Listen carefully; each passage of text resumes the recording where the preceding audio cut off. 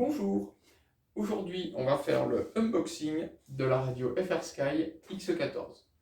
Déjà un grand merci à Horus RC pour l'envoi de la radio, je vous mettrai le lien en description. On va faire le tour de ce que contient la boîte et on va regarder un petit peu les différents menus de la radio. Donc c'est parti pour la suite. On va regarder un petit peu le carton déjà.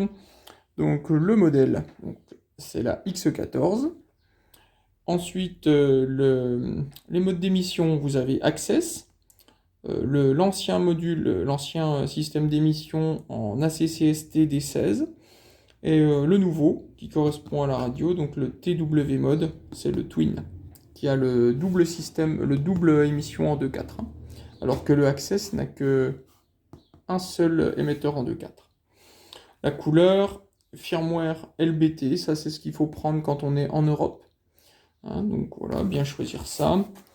Donc voilà, un carton. Donc là, on a with batterie, parce que j'ai pris l'option avec la batterie, et on retrouve EU LBT. Donc on va ouvrir tout ça. Alors, hop, c'est où? Ça doit être là. Hop, voilà. On ouvre ça. Donc la radio est protégée dans un plastique dur, un plastique rigide. Donc alors, là on a la petite sangle. Voilà. Jolie petite sangle FR Sky. Voilà, petit cliquet, sympa pour enlever la radio. Ensuite, alors, on retourne ça. Hop. Voilà, alors, voilà, plastique dur. Et voilà la radio. Magnifique, vraiment chouette. Très très belle radio. Elle tient très bien en main. C'est très agréable, très ergonomique. Donc on va faire le tour de la radio tout à l'heure. On va déjà regarder ce que contient le carton. Hop. Donc ensuite, qu'est-ce qu'on a? Une planche d'autocollant. Voilà. Donc la planche d'autocollant. Voilà. Et puis les différents manuels à télécharger sur internet. À savoir que pour Ethos, contrairement à OpenTX, ils ont fait FR Sky a fait un manuel très complet. Donc vous trouverez déjà beaucoup d'informations sur le manuel. Et dans cette série de vidéos, on va vraiment approfondir tous les différents réglages qu'on a besoin dans une grande majorité des cas. Ça couvrira une grosse partie des utilisateurs déjà. Alors, si on fait le tour de la radio, déjà, les manches ont un rendu très agréable. Ils sont doux. Voilà, c'est subjectif, hein, mais voilà, moi j'aime bien la sensation des manches. Donc on a ici plusieurs boutons, pour par exemple des phases de vol, ou bon, tout est réglable, hein, donc après on mettra sur ce qu'on veut. Hein. Vous avez les trims ici, profondeur, voilà, des rivellerons. Ici vous avez deux petits potentiomètres, donc voilà.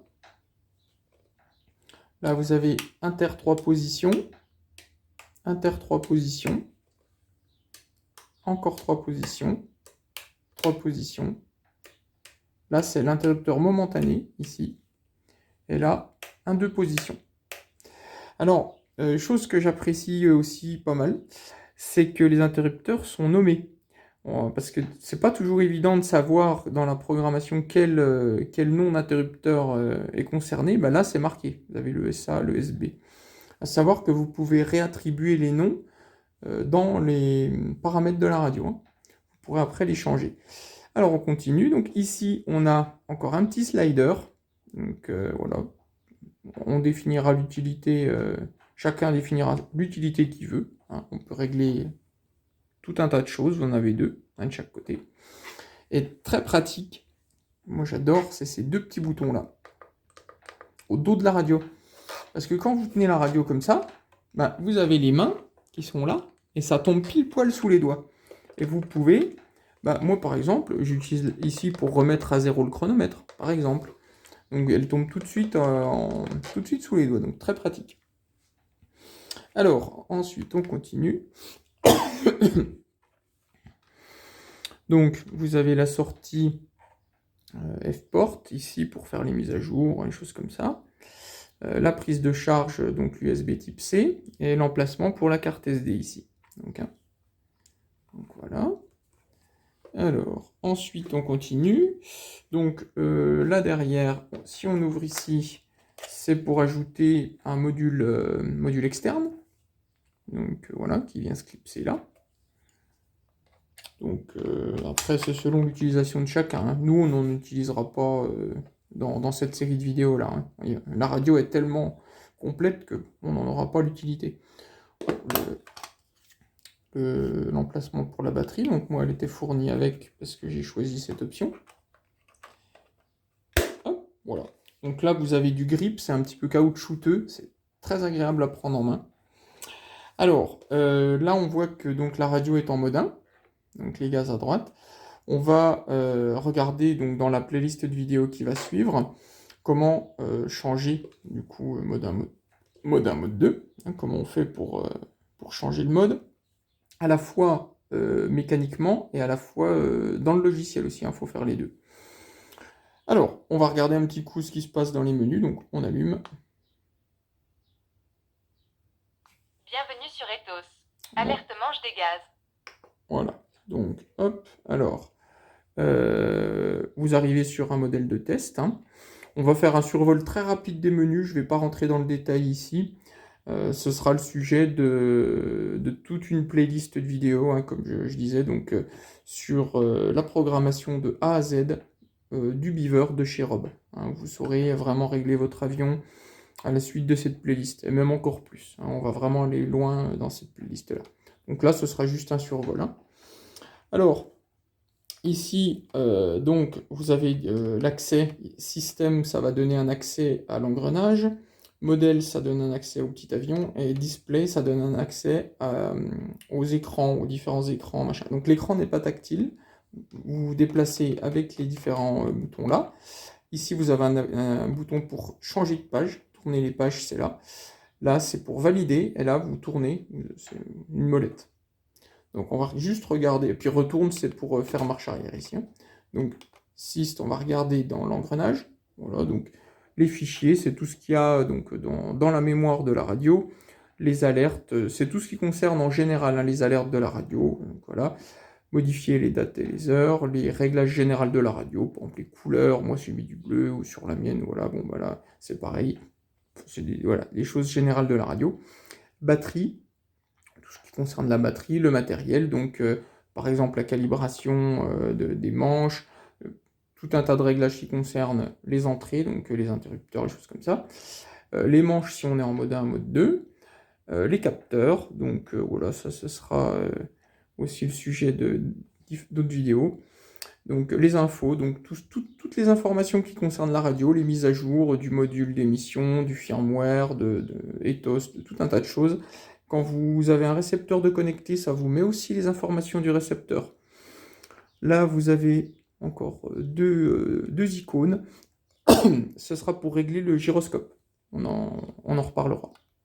Ensuite, on vient sur modèle. Donc là, vous avez donc le choix du modèle. Là, c'est là que vous allez choisir dans vos différents modèles. Édition modèle, c'est pour changer les caractéristiques principales du modèle.